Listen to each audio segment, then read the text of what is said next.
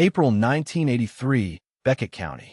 The air held the last chill of a reluctant winter, but the soil was beginning to warm. It was a time of decision for men who worked the land, a time of commitment written in diesel, fuel, and seed. For Arthur Croft, it was a time of quiet observation, a ritual he had performed for more than 50 of his 68 years. He stood at the edge of the 10-acre plot that bordered the old barn, his hands loose at his sides, his gaze fixed not on the horizon but on the ground at his feet. The field was a problem. It had always been a problem. Arthur was a man shaped by the land he worked. His face was a map of seasons, creased by sun and wind. His hands, though clean, bore the permanent marks of labor. The knuckles were thick, the palms calloused in a way that no city man's hands could ever be.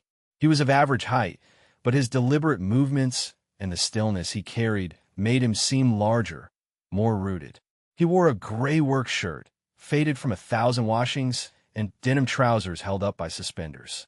His boots were Red Wing Model 875s, the leather dark with oil and age, the soles worn in a pattern that matched his gait. He had bought them in 1967 and saw no reason to replace them. The 10-acre plot was his weakest performer. The corn grew shorter there, the soybeans were less robust, and the alfalfa was thin. It bordered the 3 acres directly behind the barn, a piece of ground everyone in the county knew as the Sour Patch. For as long as anyone could remember, nothing had grown on the Sour Patch but a few stubborn thistles and some wiry, bitter grass that even the goats would not touch.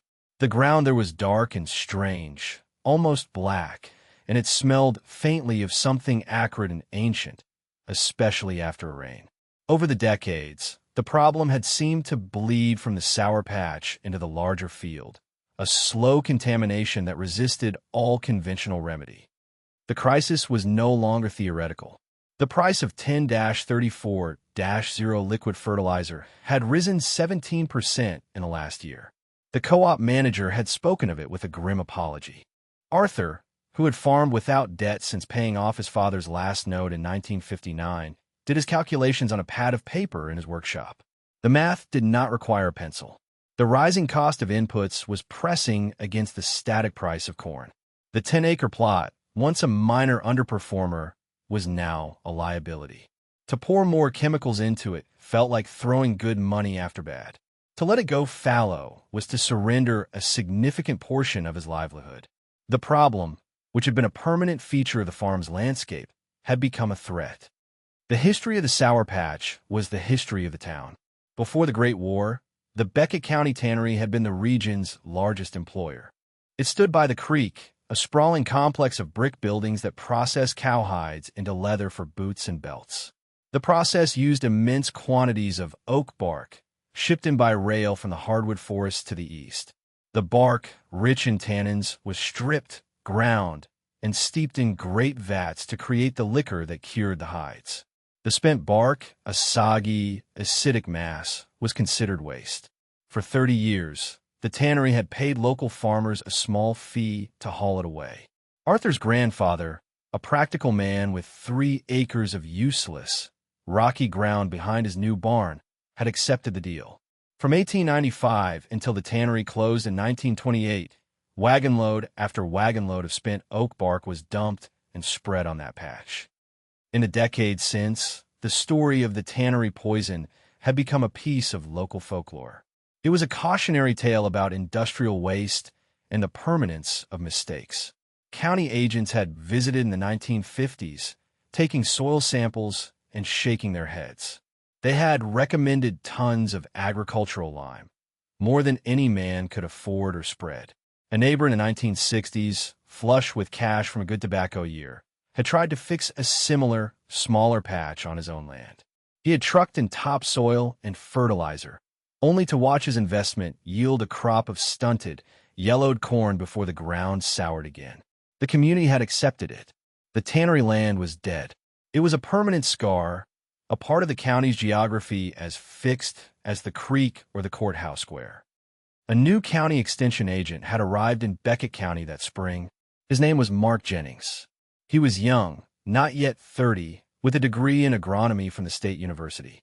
He drove a new Ford Ranger, clean and white, with the university logo on the door.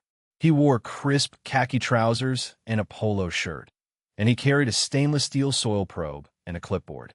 He was part of a new initiative to bring modern, data-driven farming practices to the more traditional parts of the state. He saw himself as a missionary of science, bringing enlightenment to men like Arthur Croft. Jennings arrived at the farm on a Tuesday morning. He was polite, energetic, and full of confidence. He walked with Arthur to the edge of the 10-acre plot. Arthur stood quietly while Jennings explained the principles of soil chemistry, nutrient uptake, and cation exchange capacity. He used words like biologically inert and pH imbalance. Arthur listened, his expression unchanging. He had heard versions of this talk before. Jennings took his samples. He pushed the polished steel probe into the earth with a practiced motion, first in the struggling 10-acre plot, then, with some effort, into the compacted soil of the sour patch itself. He bagged and labeled each core with a black marker. "We'll send these off to the lab at the university," he said, his voice bright with purpose. "The spectral analysis will give us a complete picture. No more guesswork.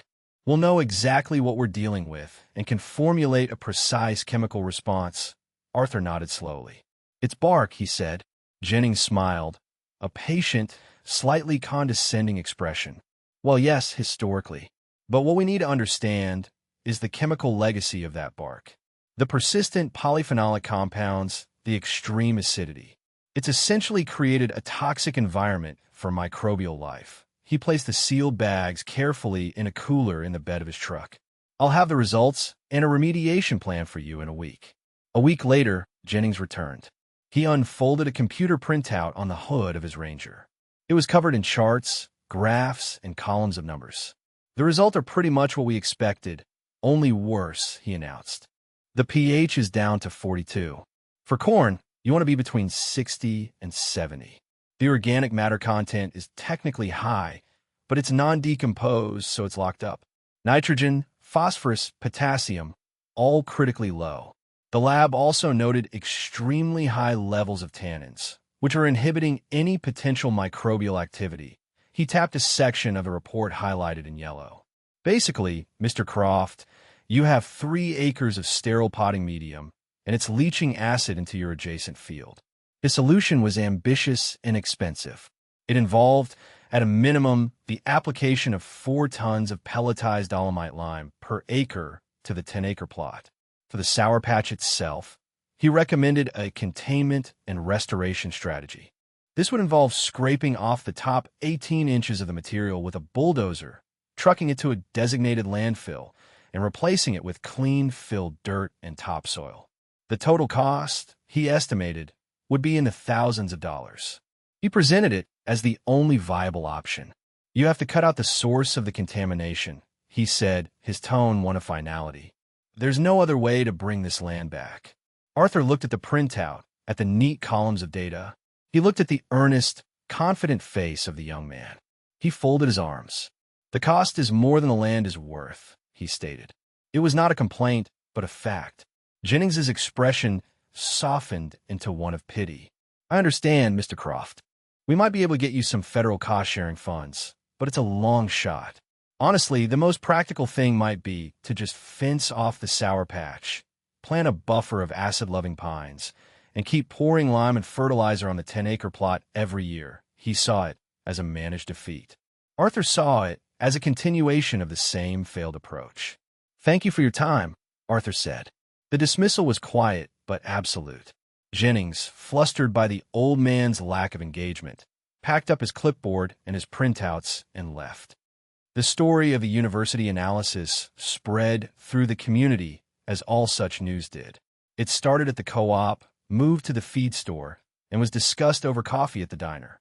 The chorus of skeptics, the men who gathered on benches and swapped news, solidified the official version of events. Heard that young extension fella went out to see Arthur Croft. One would say, leaning back in his chair. "Yep, did all them scientific tests. Said that ground is dead as a doornail. Poisoned right through." Another would chime in. Said it'd cost a fortune to fix. Haul it all away. Poor old Arthur. Stuck with it. There was a general consensus. Arthur was a good man, a hard worker, but he was stubborn. He was sitting on a dead spot, a piece of cursed land, and his refusal to follow the expert's advice was a sign of his age, of being set in his ways. The community's perception was a mix of sympathy and a subtle, satisfying confirmation of their own conventional wisdom. Arthur was isolated not by fences, but by a shared belief that his problem was unsolvable and his methods were obsolete. That evening, Arthur did not sit in his workshop calculating costs. He sat on his back porch in a simple wooden chair his father had made. He looked out over the fields as the sun went down, painting the sky in shades of orange and purple. The air grew cool. A whippoorwill called from the woods. He was not thinking about pH levels or cation exchange. He was thinking about a conversation he had had in the summer of 1946. He had just returned from his service in the Pacific, a young man impatient with the slow rhythms of the farm, eager to make his mark. He had seen the sour patch as a personal affront, an imperfection to be conquered. His father, a man even quieter than Arthur, had listened to his son's ambitious plans for chemicals and plows. He had said nothing at first. Then he had put down the tool he was mending and said, "Come with me." He had led Arthur not to the sour patch, but to the woods at the edge of the property. The woods were old, filled with mature oak, hickory, and maple. The air was damp and smelled of leaf mold and rich earth. His father stopped beside a massive oak that had fallen years before. The log was immense, its trunk wider than a man's chest. It was covered in moss and fungi, and its form was softening, slowly returning to the earth from which it had sprung. His father kicked at the decaying wood with the toe of his boot. A chunk of dark, fibrous material broke away. He picked it up. It was damp, cool, and surprisingly light. It crumbled in his hand into a substance that looked like black soil. "See that?" his father had said. His voice was low, instructive. "That's oak. Same as the tannery used. Full of tannin. That's what makes it last so long. An oak log can lay here for 50 years before it's gone. It resists rot. It sours the ground right under it. Nothing much grows on it for a long, long time." He had let the material fall through his fingers. "But it ain't poison, son. It's just slow." He had then looked his son in the eye. It was one of the few times Arthur remembered his father making such direct, sustained contact. "The land doesn't forget," he had said, and the word had settled into Arthur's memory like stones in a riverbed. "It just digests slow. That pile of bark the tannery left us, it's the same as this log, only 1,000 times bigger. They put it there when I was a boy. It's been souring that ground my whole life. It'll probably sour it your whole life, too. But one day, it'll be done resisting. It'll finish its work.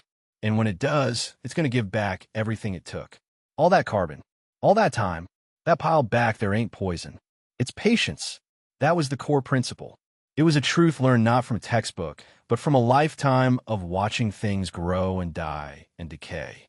It was a different kind of science, one based on cycles that span generations, not growing seasons. Arthur's father had not kept a notebook or a log. His knowledge was not stored on paper. It was practiced. Once every year or two, he would take a spade and walk to the sour patch. He would turn over a few shovelfuls of the black, fibrous material. He would crumble it in his hands, as he had with the rotten log. He would smell it. He would look at its texture, its color. It was a ritual of observation, a way of checking on a process he knew he would never live to see completed. He was monitoring a change that was happening on a geological timescale, not a human one. After his father passed, Arthur had continued the ritual. For 40 years, he had watched the patch. For the first 2 decades, there was no discernible change. The material was dense, stringy, and smelled sharp and acidic like vinegar. Then, in the late 1960s, he had noticed a shift. The smell was mellowing. It was less acrid, more earthy. The texture was changing, too. It was becoming less fibrous, more granular. By the late 1970s, it had begun to resemble the rich, black humus from the forest floor. The process his father had spoken of, the slow digestion, was nearing its end. The 60 years of patience were almost over. The young man with the clipboard had seen a chemical problem. Arthur, standing on his porch, saw a solution waiting to be unlocked. The next morning, Arthur rose before dawn, as he always did. He made coffee, ate a piece of toast, and went out to his workshop. He did not go to the new pole barn, where he kept the large John Deere planter and the modern combine. He went to the old barn, the one his grandfather had built. In the back corner, under a canvas tarp, sat his massy Ferguson 135. It was a small tractor by modern standards, with a 3-cylinder Perkins diesel engine that produced just 45 horsepower. He had bought it new in 1972. The red paint was faded on the hood and fenders, worn down to the primer by sun and work. The seat was cracked, patched with silver duct tape, but the machine was mechanically perfect. Arthur performed all his own maintenance. The oil was clean, the filters were new, the fuel lines were clear. It started with a familiar, reassuring clatter. He backed the tractor out into the early morning light. From a shed, he retrieved his tool. It was not a high-tech piece of equipment. It was a Massey Ferguson 2-bottom moldboard plow, Model 62. It was simple, heavy, and effective. He had replaced the shares and land sides himself 2 winters ago, hammering them into shape in his own forge. He spent 20 minutes with a grease gun, methodically lubricating every Zerk fitting. He checked the Coulter discs, ensuring they were sharp and set to the correct depth. This was not a modern, high-speed operation. This was a slow, deliberate act of faith. He drove the tractor to the edge of the sour patch. He did not seek approval from his neighbors. He did not call the extension office to inform them of his plan. He did this quietly. He lowered the plow into the dark earth. The tractor's engine deepened its tone as it took the load. The first furrow turned over with a sound like tearing cloth. The black, fibrous material, buried for over 60 years, rolled up into the sunlight. It was not soil. It was something else entirely. It was dark, almost perfectly black, and shot through with the ghosts of bark fibers. It was light and crumbly, and it smelled rich and sweet, like a forest floor after a thunderstorm. The acrid smell was gone, replaced by the scent of pure, concentrated earth. For 3 days, Arthur worked. He plowed the entire 3-acre sour patch, a task that would have taken a modern tractor a few hours. He worked in a methodical pattern, back and forth, turning every inch of the material over. The old Perkins diesel engine settled into a steady rhythm, a sound that became part of the landscape. He was not just plowing, he was excavating a resource. He was unearthing 6 decades of slow, silent work done by fungi and bacteria, by frost and thaw, by the patient chemistry of time. The black material lay in neat furrows, a stark contrast to the lighter clay soil of the surrounding land. His neighbors watched from their trucks as they drove by on the county road. They slowed down, shook their heads, and drove on. The news traveled back to the feed store. Old Arthur's finally gone and done it, someone reported. He's plowing up that poison patch. There was a new round of discussion. What's he think he's going to do? Plant it? Another asked, to general laughter. He's stirring up trouble, is what he's doing. Probably make that whole 10-acre field worthless for good. Mark Jennings drove by on his way to another farm. He saw the little red tractor and the black furrows. He slowed, pulled over for a moment, and made a note on his clipboard. Subject proceeding with deep tillage of contaminated zone against recommendation. Documenting for case study on ineffective folk methods, he saw it as the final, foolish act of a man refusing to accept the science. After the plowing was done, Arthur switched implements. He hooked up an old 8-foot disc harrow. For another 2 days, he worked the sour patch, breaking up the furrows, chopping the material into finer particles. The blackness began to mix with the underlying clay, creating a soil the color of dark chocolate. He was not just turning it over. He was blending it, incorporating it. He was waking it up. Then came the most crucial part of the process. He began to move the material. Using a simple scraper blade mounted to the tractor's 3-point hitch, he started the slow work of spreading the unearthed resource. He scraped up a bladeful of the rich, black mixture and dragged it out onto the 10-acre plot. He did not dump it in piles. He spread it thinly, a dark dusting over the pale, tired clay. Back and forth he went, from the sour patch to the field, hundreds of times. It was a slow, laborious transfer of fertility. He was taking the concentrated patience of the 3-acre patch and distributing it across the 10 acres that needed it most. He was applying a 60-year-old, slow-release fertilizer that had been manufactured on-site by time itself. He worked for over a week. The sun beat down, and the diesel engine hummed its constant song.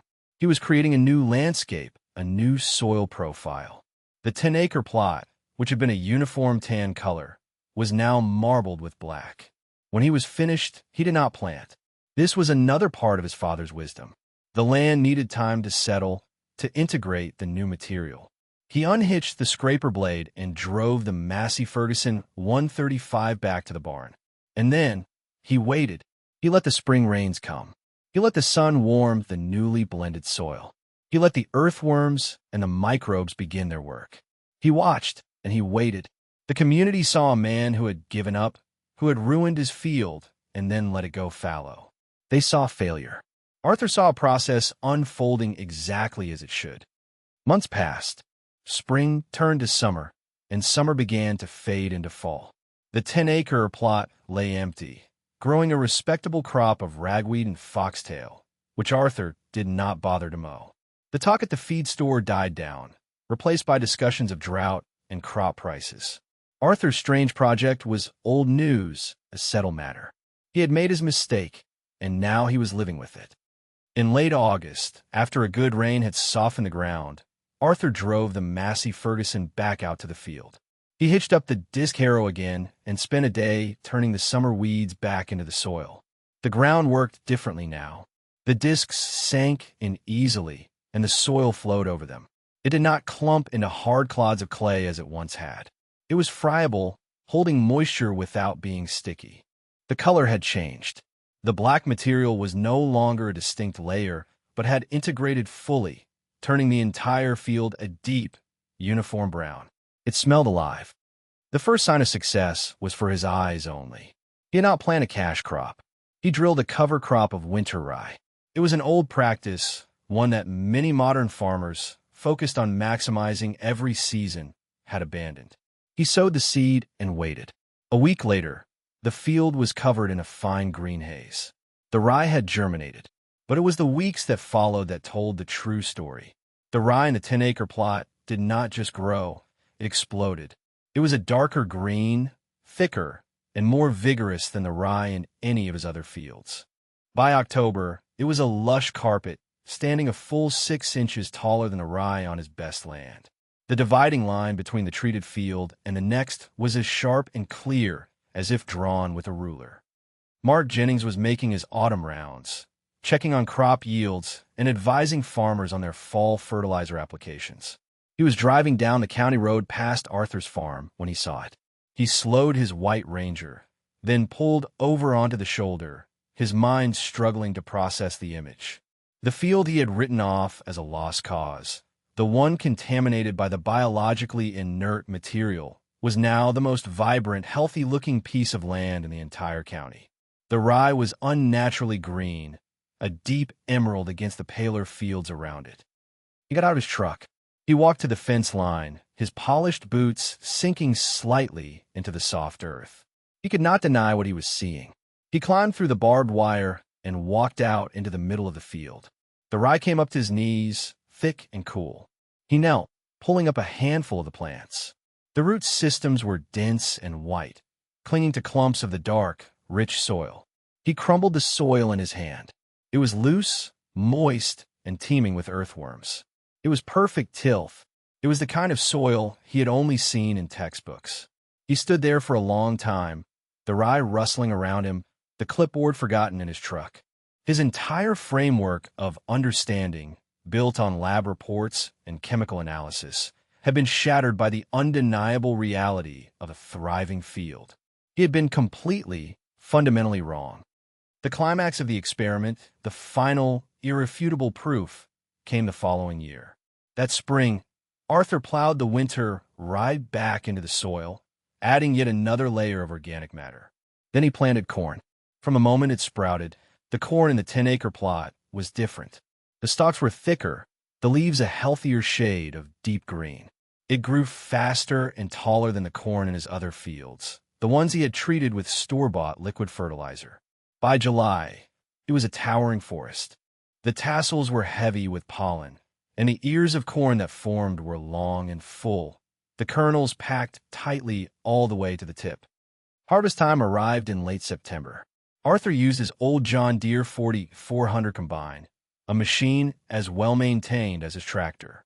As he made his first pass through the 10-acre plot, he could feel the difference. The machine worked harder, the flow of grain into the hopper was steadier and heavier. He filled his gravity wagon faster than he ever had from that field. When the wagon was full, he drove it to the Beckett County Co-op to be weighed and sold. The weighmaster was a man named Dave, who had been weighing the county's grain for 30 years. He directed Arthur onto the scale, took the reading, and then supervised the unloading. When the grain was in the pit, he weighed the empty wagon and tractor. He did the math on a calculator, then did it again. He looked at the slip of paper, then back at Arthur, a look of disbelief on his face. "Arthur," he said, pushing his hat back on his head, "this can't be right. You just brought in a full load from that little 10-acre plot behind your barn." Arthur nodded. "That's the one," he said. Dave shook his head. "I've been weighing your crops since I was a kid.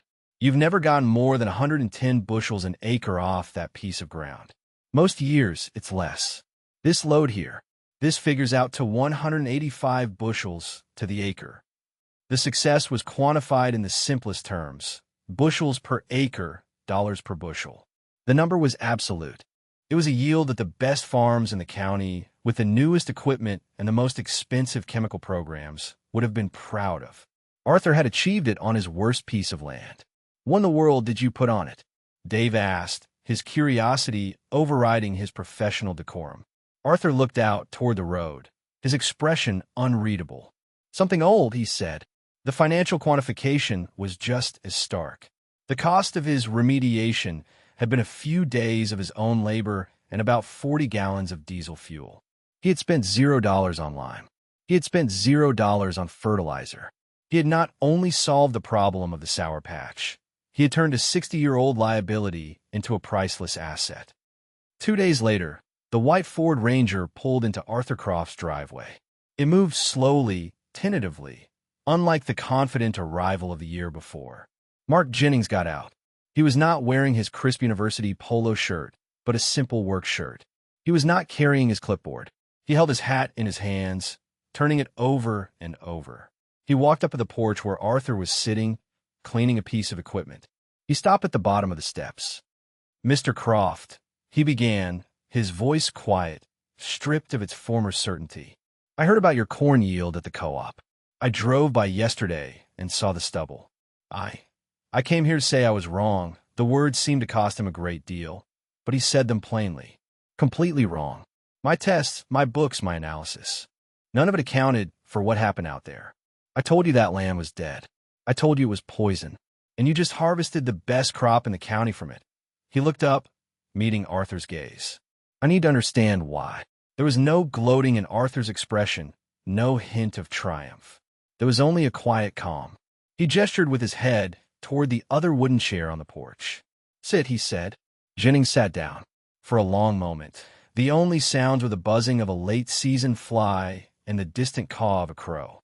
Arthur finished wiping the grease from the plow part in his hands, then set it down carefully on a piece of burlap. "You weren't wrong about the science," Arthur began, his voice even and unhurried.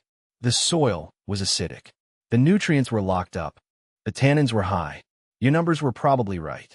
But the numbers don't tell the whole story. They don't account for time."